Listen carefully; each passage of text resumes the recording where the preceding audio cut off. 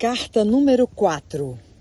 Meu querido Vermelindo, as sugestões amadorísticas da sua última carta me alertaram para o fato de que está mais do que na hora de eu escrever para instruí-lo sobre o doloroso tema da oração.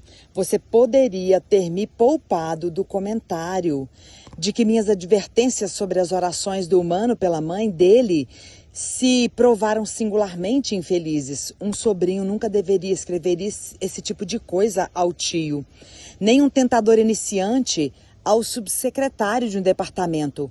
Esse fato também revela um desejo desagradável de passar adiante a responsabilidade. Você deve aprender a pagar pelos seus próprios erros.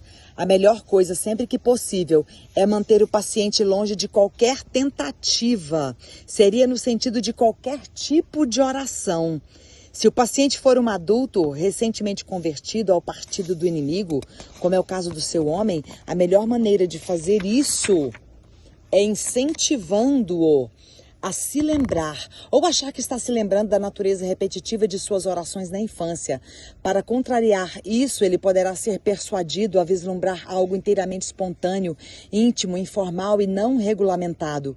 E isso, na verdade, significará para o iniciante um esforço de produzir em si mesmo um estado de espírito vagamente devocional, no qual a concentração real da vontade e da inteligência não desempenham papel algum.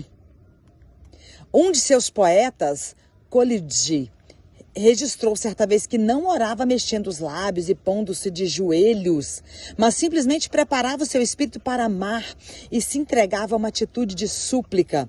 Esse é exatamente o tipo de oração que desejamos. E como carrega uma semelhança superficial com a oração silenciosa conforme praticada por aqueles que estão em nível bem avançado no serviço prestado ao inimigo, os pacientes espertos e preguiçosos poderão ser apanhados nessa armadilha durante um período bem longo de tempo.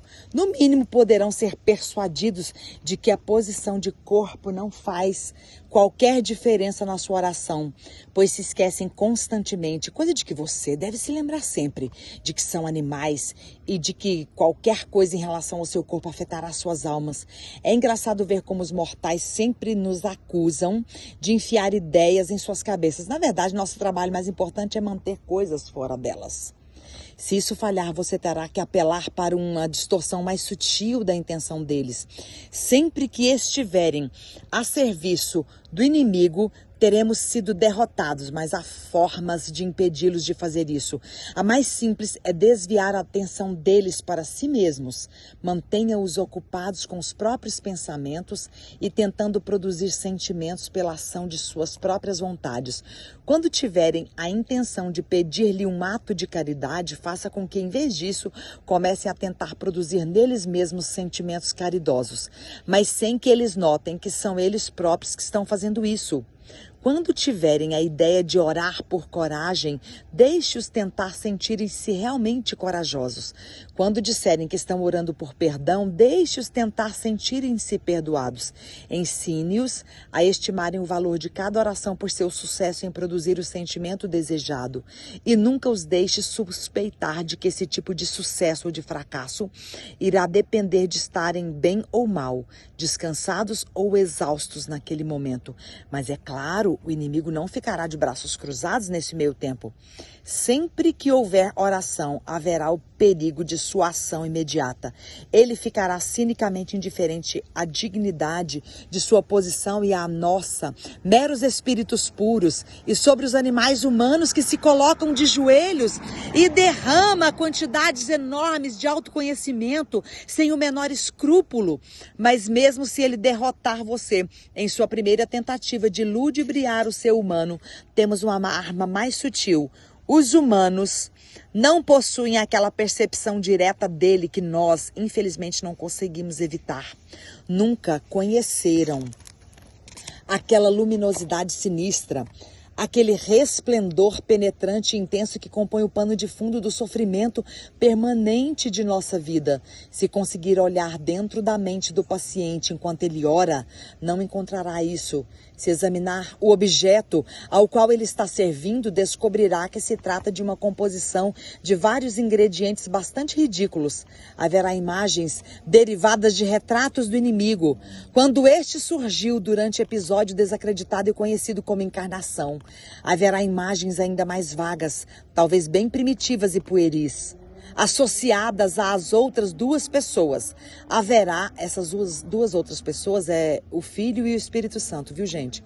Haverá até um pouco de sua própria reverência e das sensações físicas que a acompanham, tomadas em objetos e atribuídas ao objeto reverenciado. O objeto reverenciado é Jesus, gente. É Deus. Sei de casos em que aquilo que o paciente chamava de seu Deus era, na verdade, uma localização física no canto esquerdo do teto de seu quarto ou de dentro da sua própria cabeça, ou um crucifixo na parede. Mas qualquer que seja a natureza do objeto composto, você terá de mantê-lo orando para aquilo. Ou seja, é importante que o diabo nos coloque olhando para um objeto, um crucifixo, uma imagem, quando na verdade nós devemos olhar para Deus, para Jesus, para o Espírito Santo. Continuando, para a coisa que ele fez, não para a pessoa que o tenha criado. Talvez até mesmo encoraje a dar grande importância à correção e ao aperfeiçoamento do seu objeto composto, e a mantê-lo constantemente diante dos olhos de sua imaginação, ao longo de toda a oração, pois se ele jamais chegar a fazer distinção, se direcionar conscientemente suas orações, não para o que eu penso que sejas, mas para o que sabes que és, nossa situação será, nessa hora, desesperadora. Ou seja, quando nós, chamados de pacientes, orarmos de fato a Deus, o diabo vai estar desesperado. Uma vez que todos os seus pensamentos e imagens tiverem sido descartados ou preservados, mas com pleno reconhecimento de sua natureza meramente subjetiva, e uma vez que o homem entregar-se à presença completamente real, externa, invisível, que estará com ele no quarto e nunca será conhecida dele, como ele é conhecido por ela, então, meu amigo, que tudo poderá acontecer. Para evitar essa situação embaraçosa, essa completa nudez da alma na oração, você se valerá do fato de que os próprios humanos não desejam isso tanto quanto se pode supor. Existe mesmo essa coisa chamada receber mais do que aquilo que estavam pedindo. Com carinho, seu tio maldanado.